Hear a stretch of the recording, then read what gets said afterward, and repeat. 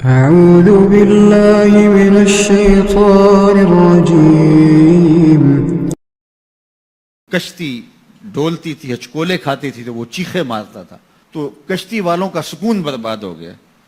ایک دانا شخص تھا، اس نے کہا بادشاہ اگر آپ اجازت دیں تو میں اس کو چپ کرواؤں۔ اس نے کہا یہ تو کمال مہربانی ہوگی۔ تو اس نے دو نوجوانوں کو کہا کہ اس کو ذرا ہاتھوں سے پاؤں سے پکڑ کر کے پانی میں غوطے دو۔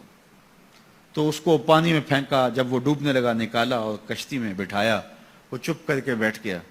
اب کوئی چیختا نہیں ہے۔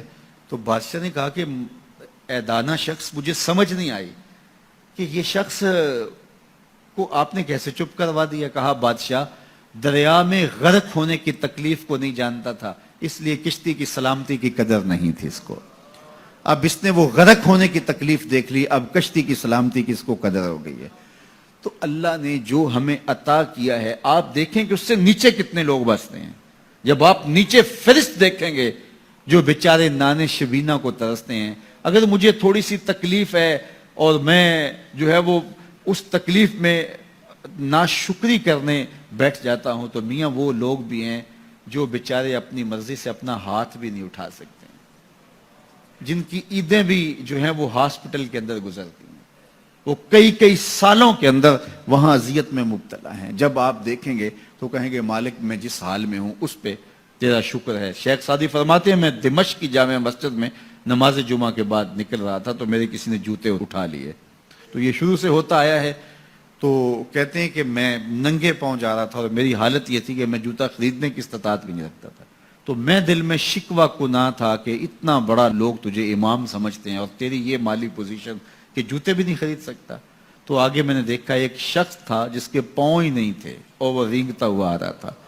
میں فوراً سجدہ ریز ہو گیا، مالک شکر ہے تو نے پاؤں تو عطا کیے، جوتے آج نہیں تو کل نصیب ہو جائیں گے۔ تو جو میسر ہے اس کی قدر سیکھو، جو میسر نہیں ہے اس کی جلن میں اپنے آپ کو جلانے کی کوشش نہ کرو، تو زندگی سوکھی ہو جائے گی۔ یہ ضابطہ میرے حضور نے دیا، انظروا الی من هو اسفل منکم، اپنے نیچے دیکھنے کی عادت ڈالو، تم سکھی ہو جاؤ گے، تم پریشان نہیں ہوگے۔ لیکن اگر شوق ہو تمہیں اوپر دیکھنے کا تو فرمایا پھر دین میں جو اپنے سے اوپر ہیں ان کو دیکھو۔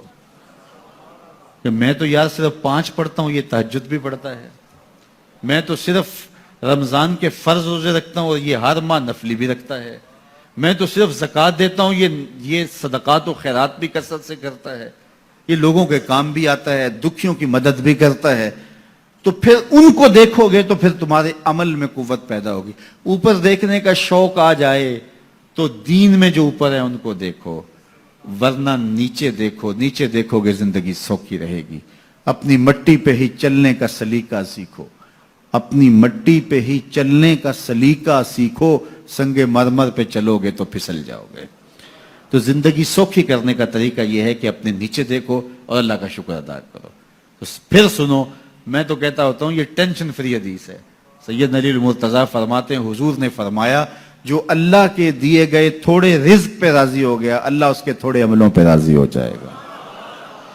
زندگی سوکھی کر دیتی ہے یہ حدیث پاک۔ تو جو اللہ نے دیا مالک تیرا شکر ہے، یہ تھوڑا کرم ہے کہ تو نے ہمیں انسان بنایا ہے، ہمیں فہم و ادراک کی دولتیں دی ہیں، ہمیں شعور اور خرد عطا کیے ہیں۔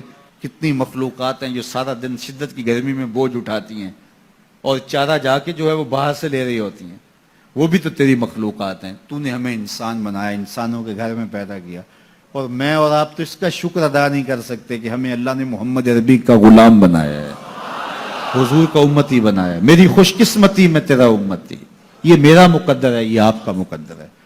جس کے لیے نبی آرزویں کرتے رہے، تمنائیں کرتے رہے، لوگ راہیں تکتے رہے، منتظر رہے، صدیوں انتظار کرتے رہے، لیکن ہم نے کوئی انتظار نہیں کیا۔ آنکھ کھولی، ہمارے والد صاحب مسجد سے مولوی صاحب کو بلا لائے، انہوں نے کان میں آ کے اذان دیتے ہوئے کہا مبارک ہو تو حضور کا غلام بن کے آیا، شاہوں سے ملا ہے نہ تونگر سے ملا ہے، اللہ کا عرفان اسی در سے ملا ہے، اوروں کو ملا ہے تو مقدر سے ملا ہے، مجھ کو تو مقدر بھی تیرے در سے ملا ہے۔